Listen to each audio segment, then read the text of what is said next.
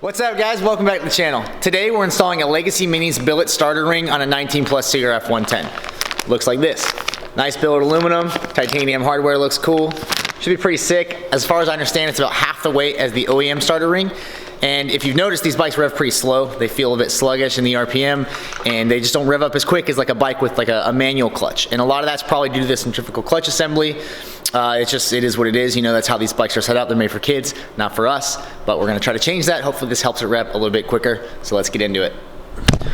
To get started, I got the bike warmed up and I want to do a rev comparison before and after we change this gear. As of right now, this has a 132 kit in it. It's got an aftermarket cam, but the bottom end is completely stock. The only thing on the rotational assembly that is not stock is the clutch. It's got a Yamanashi 5-plate in it.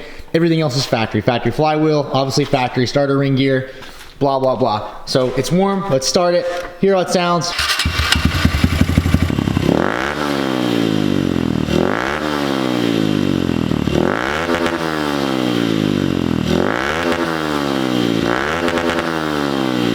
Regarding the tools that you're going to need to get this project done, most importantly is going to be the flywheel puller. You cannot do this without the flywheel puller. This is a 30 mil by 1.5 right hand thread. This is obviously for a CRF110. It's a must have. Unless you got a friend that's got one, you cannot do this project without it. And then they also, it includes a gasket. Now this is a side cover gasket. You can probably potentially reuse yours. It just depends on how easily it comes off, if it's been damaged before, if you damage it when you remove it, that kind of thing. As far as the tools, I got an 8mm here on a quarter drive. I got a 3/8 drive. I got an extension with an 8 mil. I got a 10 mil. I got my impact, which if you use an impact, please use at your own discretion. If you strip something out, it's obviously not my fault, but don't make it your fault either. Take your time. And then we've got a 10 mil open end, 8 mil open ends, and then an assortment of Allen wrenches. I need these for my shifter. You may have a shifter that's held on with an 8 mil headed bolt. It might be an Allen wrench. Just have those handy just in case. And then a Sharpie marker, and this is to mark my shifter location on the splines so that when I go to put the shifter back on, I'm not confused or just in a rush trying to figure out where it was before, and my foot ends up fitting the first time. Also, a T30 Torx bit, a 14 mil socket. It can be deep, it can be shallow, and a 14 mil open end.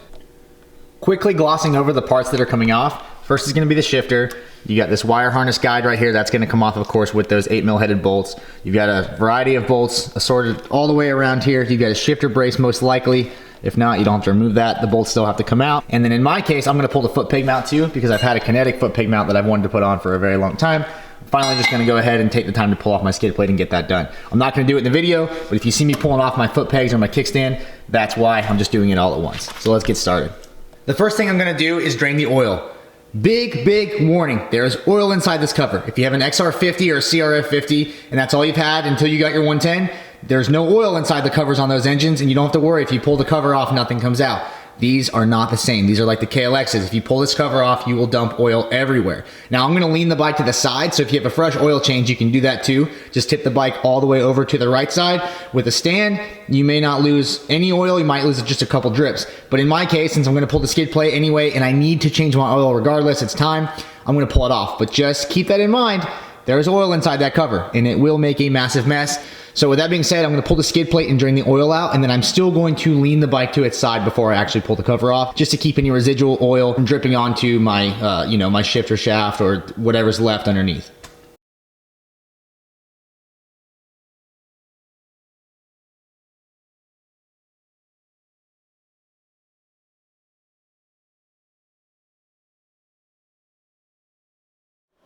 All right, so I got my oil drained out. Let's take our Sharpie and let's mark our shifter location.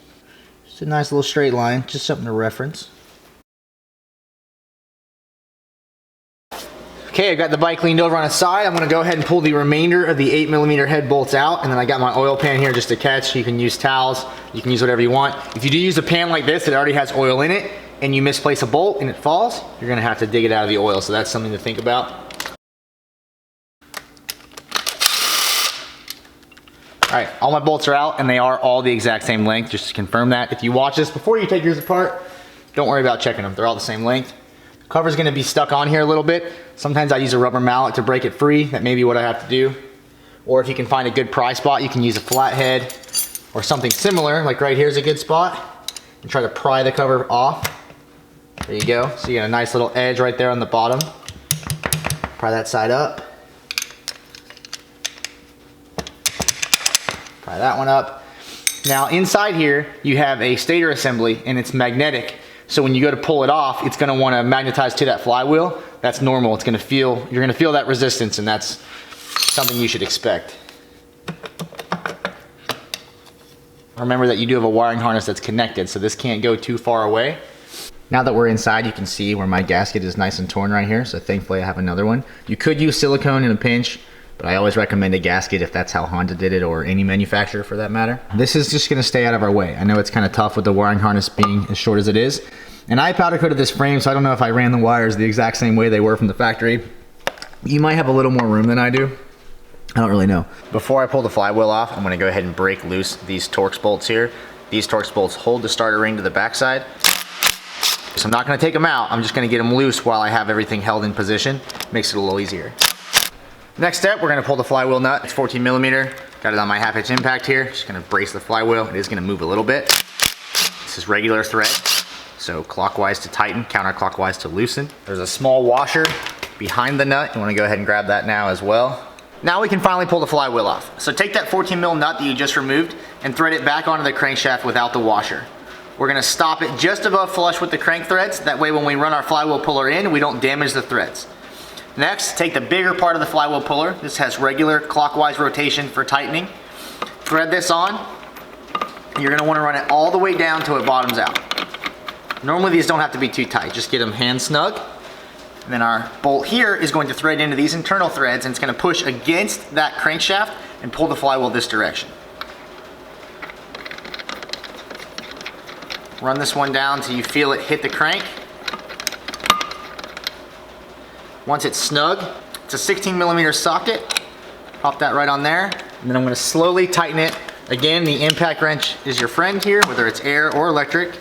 And as I tighten this, you'll watch the bolt run down and the flywheel will pull this direction. And it doesn't take much to get it off. Pull that stuff out. Pull the nut off. You can confirm that it is loose before you do.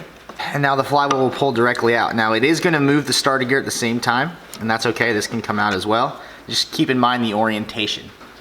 I like to set it back on there so I don't have to try to remember. Pull this assembly out of the way, and it exposes this right here is what we're replacing.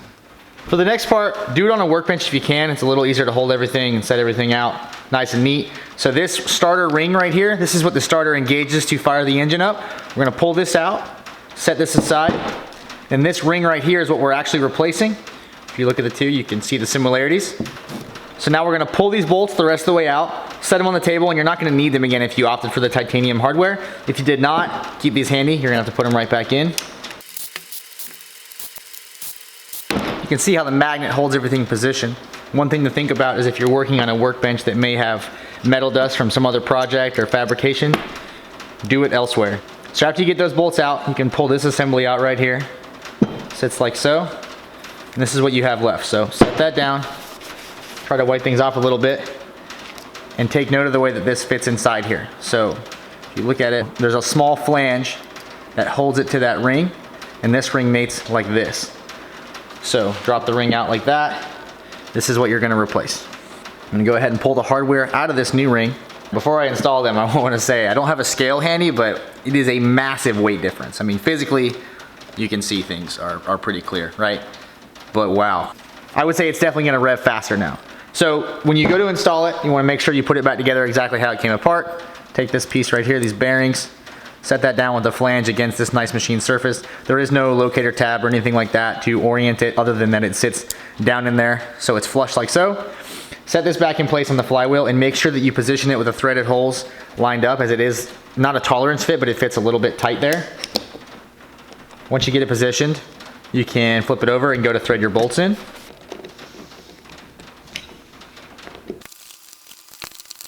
This is what it should look like when it's all done. Everything's nice and tight. It looks very cool, very clean. And then this, of course, I'm gonna wipe this thing off just for sake of getting my hands even more oily. You do want some lubrication in there. Drop this back in here. There you go. Now it's ready to put back in. Let's go back to the bike. So now that everything is installed, nice and tight, ready to go, everything's gonna go in back in the bike, and it's going to go back together exactly how it came apart, just backwards. So first, you want to make sure that you pull your starter gear off, and there is a pin that can also come out. So this pin right here, be careful not to pull that out too far, or at all really, just make sure it stays in place. And you'll notice that there are teeth on the back of this starter gear. So the starter gear was oriented like that, nothing's changed, and that's so that these teeth can mesh with these teeth here to fire the bike up. When you go to put the flywheel on, we're gonna have to move this gear a little bit. So first you need to locate the keyway inside the flywheel here.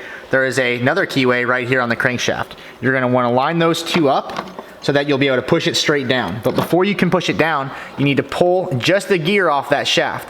You're gonna wanna set this in here like this, position that on the shaft, line up the keyway, and then both will install at the exact same time. What that allows for is movement in the forward direction, but not in the backwards direction.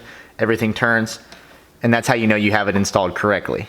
Now, to install this flywheel, we're going to put our washer back on, make sure there's no dirt on it from wherever you set it down, thread the nut back on, and grab a torque wrench.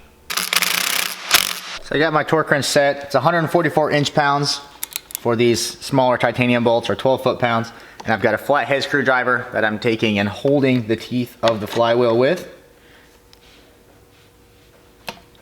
Just gonna work my way around, get them all tight, and then we'll move to the center bolt. For the flywheel, it's 40 foot-pounds. It's gonna be a little harder to hold. Same thing, got my flathead here into the teeth of the flywheel, and I'm just gonna push against one and pull on the other. You may not hear that audible click, but it did click, so we're at 40 foot-pounds. Now we can put the gasket on and see what it does. Oh, and put oil in it, that's important, we need that.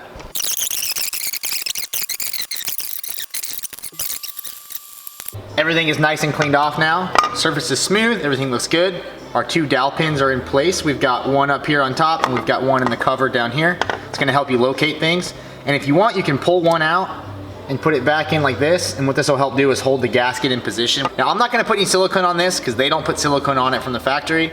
If you wanna do that, you can. Do a nice little bead all the way around. It'll help hold it in place as well. Just don't go overboard because anything that you squish down will push into this assembly here. So the gasket goes basically just like that, and the cover's ready to go back on. So do one last look in here. Make sure you didn't drop any gasket material in, anything you see, dirt, flakes of whatever it might be. Doesn't hurt to wipe it out.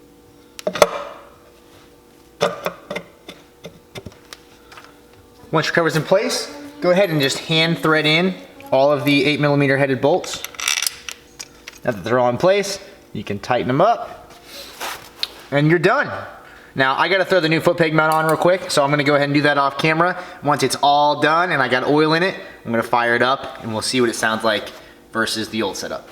All right, everything's back together, minus the seat. It's warmed up. It sounds fine, sounds the same. I don't really notice a difference immediately, but let's put the clips here. Well, first I'll rev this one, then I'll go back to the other one, then I'll go back to this one. We'll go back and forth a few times and see if you can notice a audible difference in how fast the bike revs, or if anything seems to be changed. And then it's raining outside, but I'm gonna toss a seat on it and just go ride it around with the camera in my hand, and we'll see if I notice any sort of change.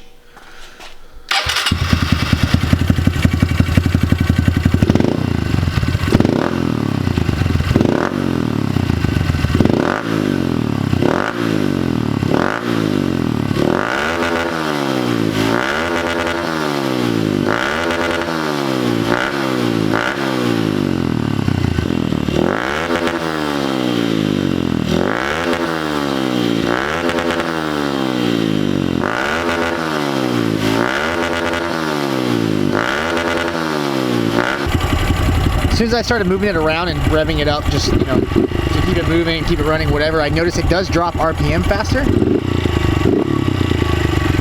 Still, it's like a bit of a hanging idle, but that could be, you know, other stuff too. It does feel a little lighter, I guess, in a sense. So let's ride it around.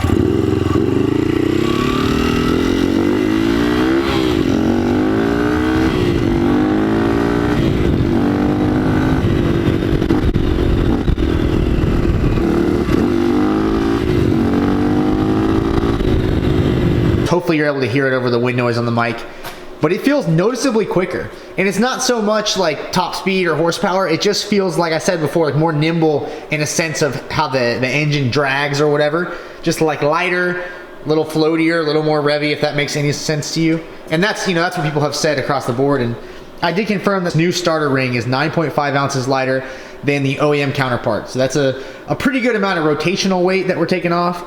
And like I said, you can feel it. It feels great. So I'm really stoked so far. I can't wait to go ride this thing on the track or somewhere where I'll notice, like, you know, a jump out of a corner if the bike seems to get there a little easier. If it's not as much work to get the RPM up in time to make it, you know, the bigger jumps, stuff like that. Tight tracks and stuff is, I think, where you're really going to benefit from something like this. And on an OEM bike, it may help a lot with making the bike just feel better without doing a physical performance upgrade like a big bore kit or an intake or something like that. Of course, if you have all that stuff and then you also do this, you're really going to benefit more. That's going to do it for today's how-to. I hope it helps you guys. Thanks a lot for watching. Check out KeystoneCycleParts.com for any of your stuff like this. All the Legacy Minis parts are sold there. Great place. They got a lot of good stuff and they're super nice guys. Thanks for watching. Peace out.